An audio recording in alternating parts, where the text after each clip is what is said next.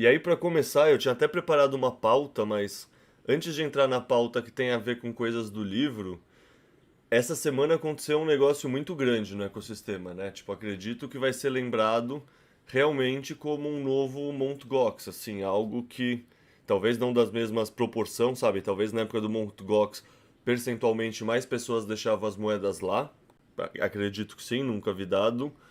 Mas uma coisa de escala muito grande, assim, que é toda essa quebra da FTX, da corretora, e como vai levar outras coisas do ecossistema junto, como provavelmente a BlockFi, etc. E nisso surgiu uma corrente no Twitter que é o Thanks a Maxi, que é tipo agradeça um maximalista, que basicamente é muitas pessoas contando tipo, puta, obrigado, vocês são chatos, vocês são tóxicos, vocês não ficam tentando enganar a gente, mas ao fazer isso vocês me salvaram. No fundo, essa é a mensagem por trás. E sei lá, o Jeff, como ele é mais recente que eu, ele não ocupa esse lugar pra mim, mas tanto o Ivan quanto o Coreia, muito obrigado. Começar agradecendo aqui também. Mas também, tipo, pedir pra vocês falarem um pouco sobre isso, assim, tipo, quem foram os caras. O Ivan falou que foi o Reicher, mas se vocês tivessem que agradecer um maximalista, fora o Reicher, tem outras pessoas pra você, Ivan, ou pro Coreia, assim, tipo. E o que que eles fizeram vocês verem de diferença entre aqui e aquele lado? O lado que estourou, o lado que deu ruim, o lado que não tá agradecendo os maximalistas e tá, na verdade, como diz o 38, aprendendo pela via now, né? Então, qual é a grande diferença entre a gente, que tá todo mundo tranquilo nesse momento, e todo mundo que tá aprendendo pelas vias anais nesse momento?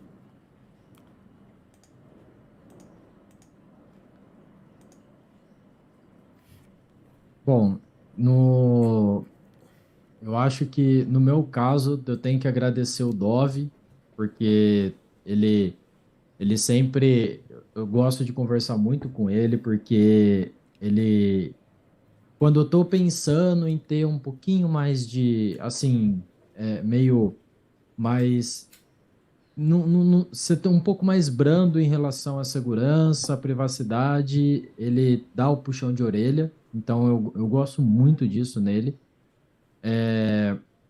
Outros bitcoinheiros, o Dardid, ele teve muita coisa que, assim, o jeito dele de, de postar as coisas e de ser tóxico assim, é uma coisa que me ajudou muito também, né? E assim, tem outros também que não me vem na cabeça, assim, que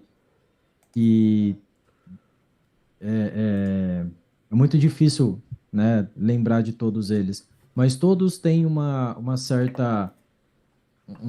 Eu agradeço a todos os bitcoinheiros porque, de certa forma, de um jeito ou de outro, eles me ajudaram em alguma coisa. Pode ser que um ajudou mais, outro ajudou menos, mas eles sempre ajudaram em, em coisas assim que, que você não espera. Essa que é a verdade.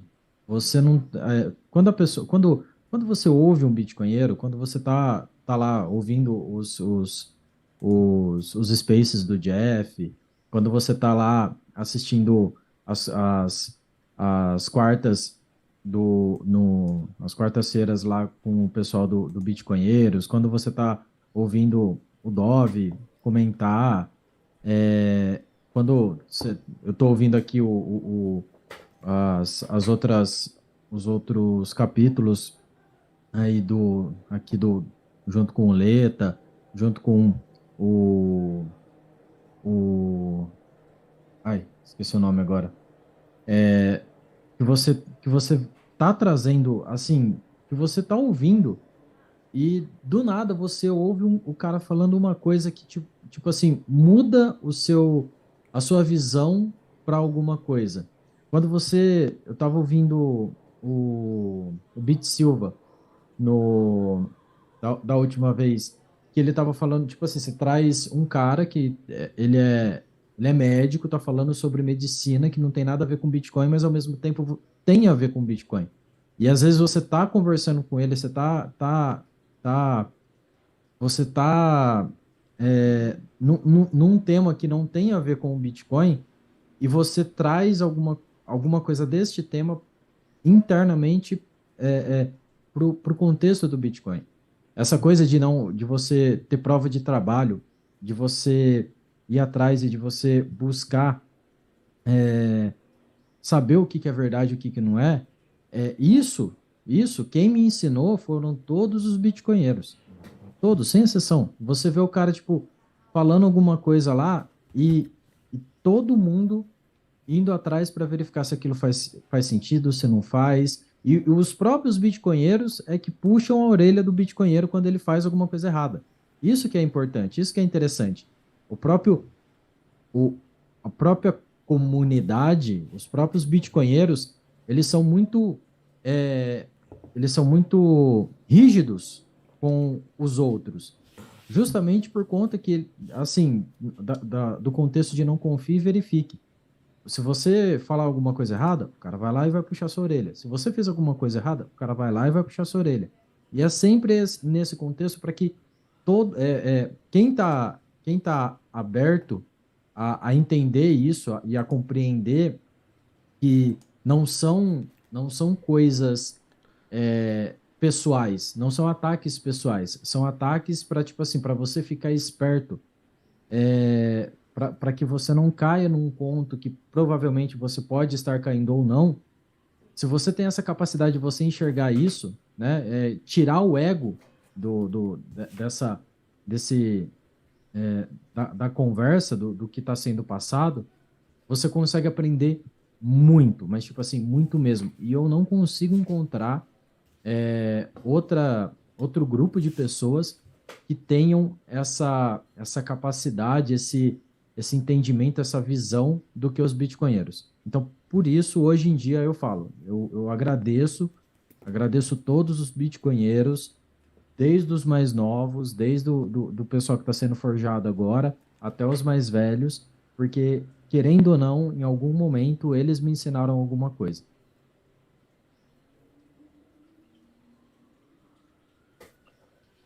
Você fez duas perguntas, né, Leta?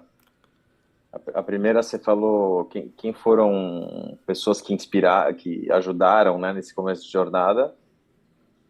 E depois você perguntou qual a diferença nesse momento do que está acontecendo, do que aconteceu com a FTX e a Alameda, entre a diferença entre o que os bitcoinheiros estão sentindo agora e o pessoal do mundo cripto, né? Foram duas perguntas. Isso. Então, começando pela primeira pergunta, né, sobre quem influenciou, para mim, sem dúvida, já falei diversas vezes, foi o Alan Reicher, o Dove e o Becas. Enquanto você fez a pergunta e o Coré estava falando, estava tentando pensar, né, lembrar dos nomes, as pessoas, os podcasts que eu comecei a escutar, os artigos que eu comecei a ler.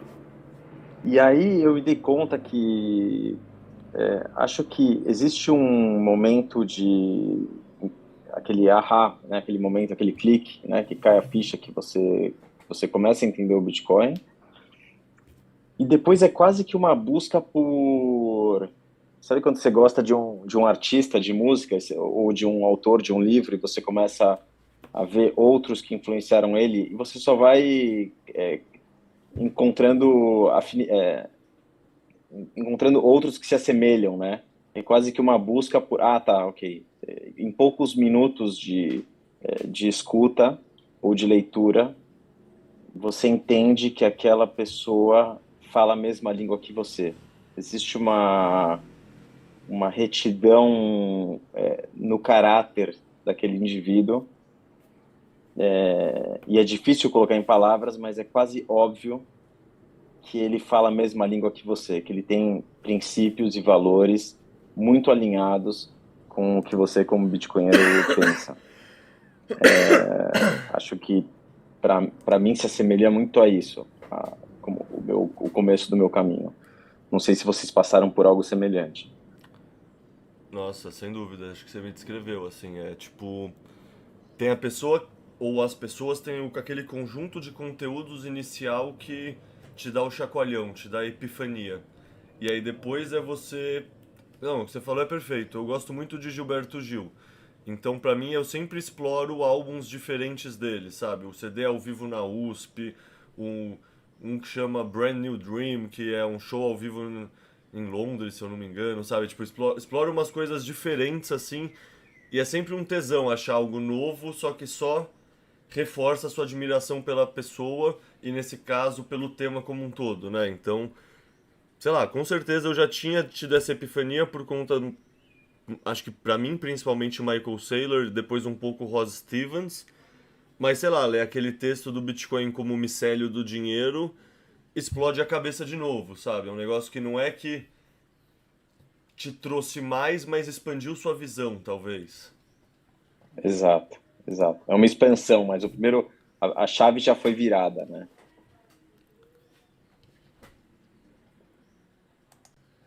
Mas, e daí, tipo, no fundo vocês dois falaram dessa parte de pessoas que influenciaram nessa epifania, nesse começo, mas deixa eu provocar então para outra parte, para a segunda pergunta, né? Que é, tipo, o que que gera, sabe, quais são as diferenças entre nós e o pessoal que cai no mundo das shitcoins e não sai dele? Porque no fundo é isso, né? Querendo ou não, as pessoas que não fazem a própria custódia, as pessoas que confiam nas corretoras, as pessoas que, no fundo, talvez falta prova de trabalho e, na verdade, médio, porque muitas dessas pessoas gastam muito tempo estudando trade, gastam muito tempo estudando shitcoin, se é que isso é possível. Então falta um filtro aí de ceticismo, talvez, também. Não sei, na visão de vocês, o que que difere tanto, entre aspas, com nossa comunidade e a comunidade dos shitcoinheiros?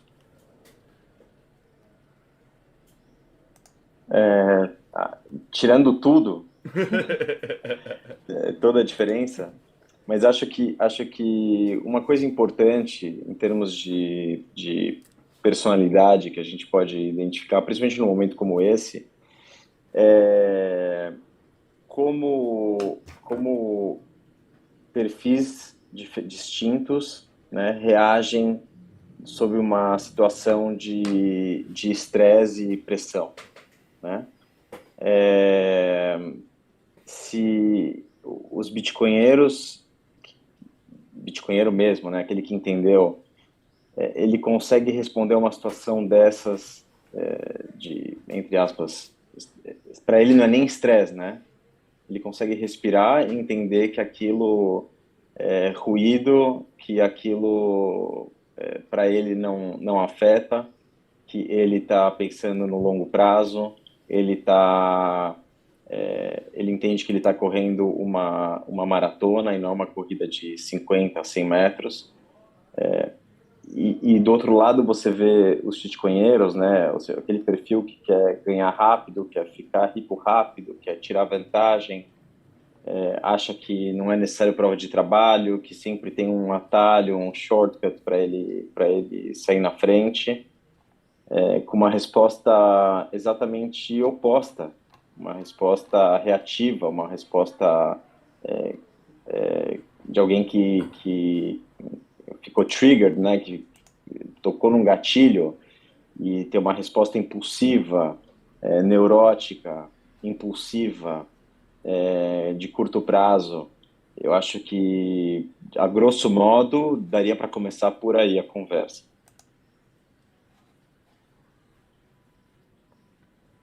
Eu, eu acredito que o que difere a gente do pessoal do mundo cripto é que a gente não tá olhando, a gente não parou no,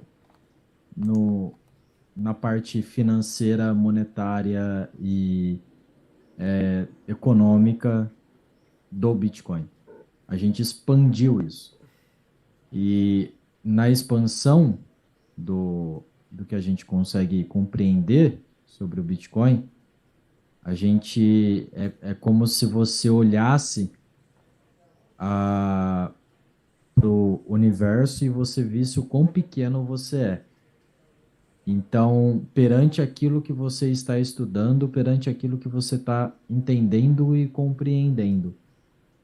Então, a, a partir do momento que você tem esse start, que você para de olhar para baixo e começa a olhar para cima, e você percebe do que a gente realmente está falando, eu acho que você assim, não há como você comparar as duas pessoas, as duas, entre aspas, comunidades, os dois grupos de pessoas, porque o grupo cripto, ele só quer dinheiro, ele quer dinheiro fácil, que nem o Ivan falou, e o bitcoinheiro, ele, por vezes, a parte do dinheiro já não é tão importante.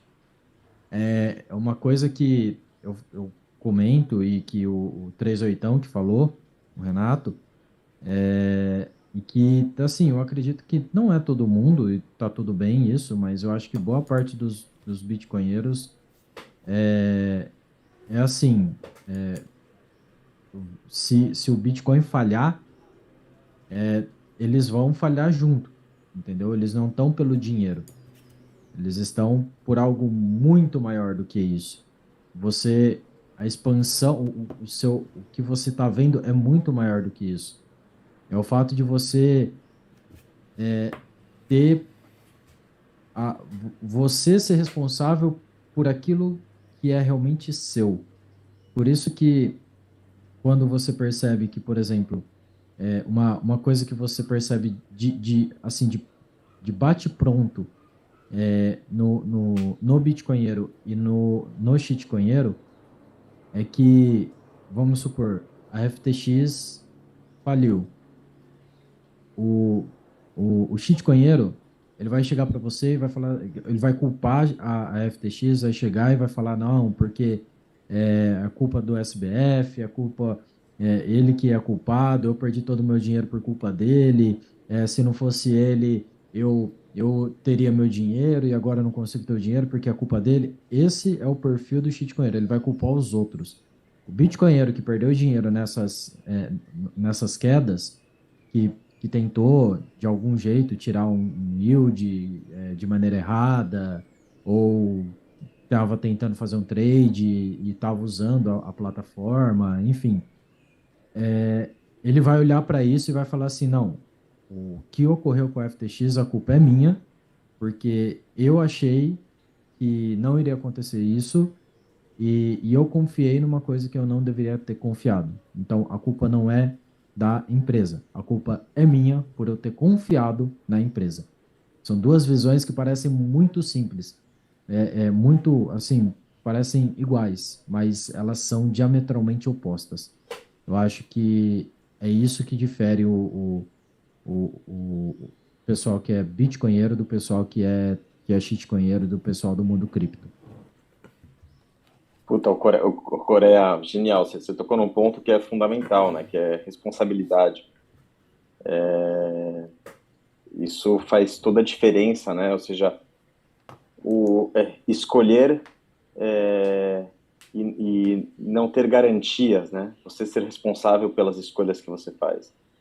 Isso é uma característica do bitcoinheiro como resultado dos próprios incentivos do sistema do Bitcoin. E é uma pecinha fundamental que às vezes alguém pode olhar e passar desapercebido, mas é muito, muito importante. Eu acho que isso é uma coisa que, assim, que é o que você falou. Às vezes passa despercebido quando você avalia o contexto como um todo. Mas, assim, a partir do momento que você fala, não, sou eu estou no comando, isso é meu, eu sou o responsável pelas coisas que acontecem com minha vida.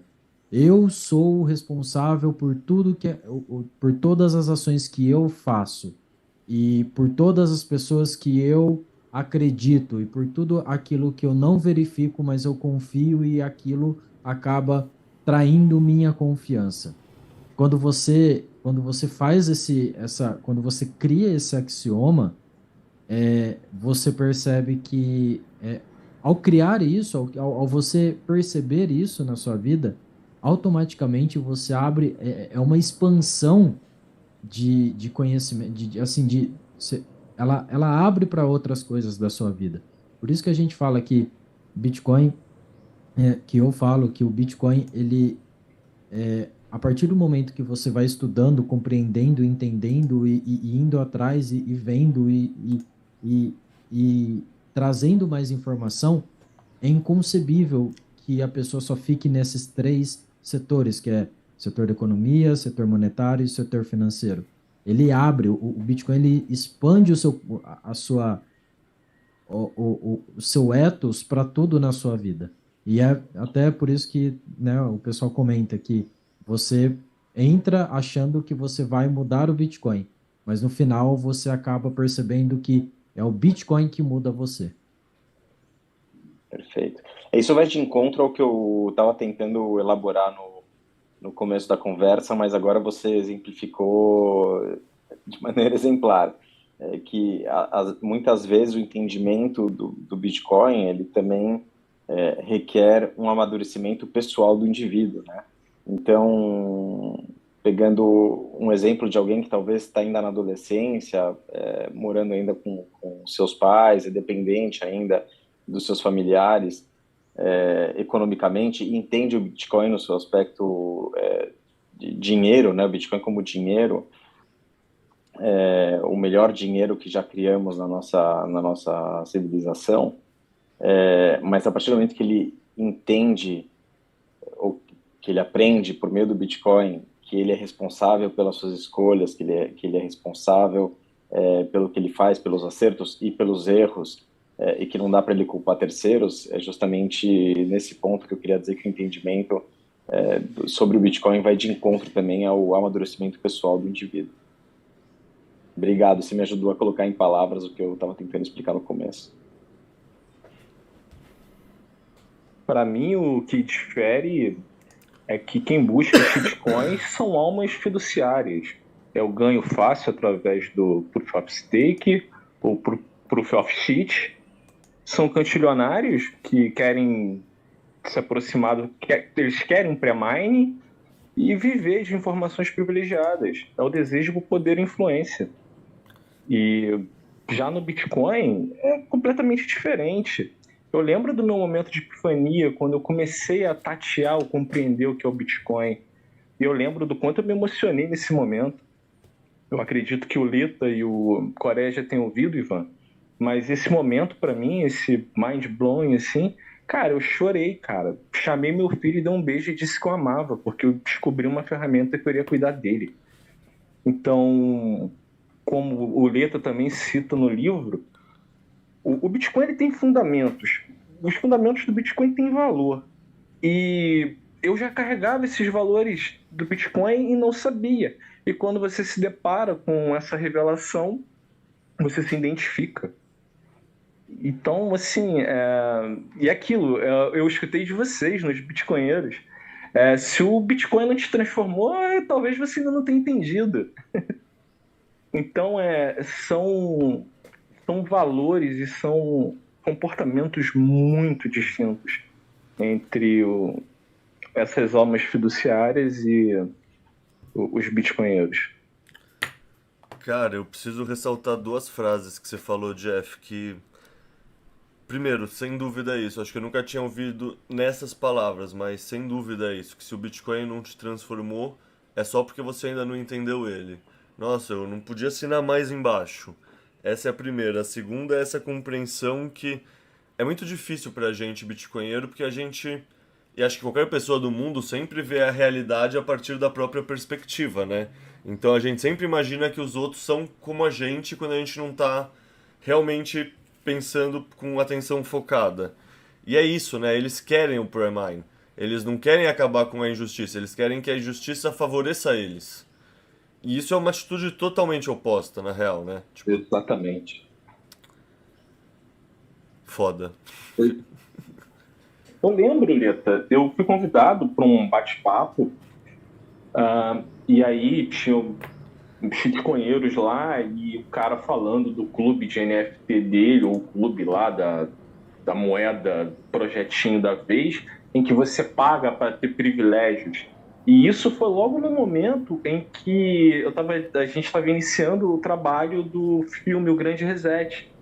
E aí eu vejo o Dove, o Coreia, a pré-disponibilidade de uma comunidade, o capital social dela, em que todo mundo trabalha. Eu falava assim, ó, tem o projeto aqui, é isso. Todos diziam assim, topo. Nunca ninguém queria um privilégio, eu perguntava quanto. É construção. A gente trabalha para essa empresa incrível e estamos construindo. E assim, é proof of work. E eu falei isso para esse shitcoinheiro. Eu falei, cara, minha comunidade ela é bem diferente. Lá a gente não paga para ter privilégio, não. A gente colabora e a gente constrói. Eu gosto muito de uma diferenciação que o pessoal coloca, é que entre os bitcoinheiros temos educadores. Nas outras tem equipe de marketing fazendo propaganda. E isso você percebe como deriva, sei lá, muitas coisas são explicadas por essa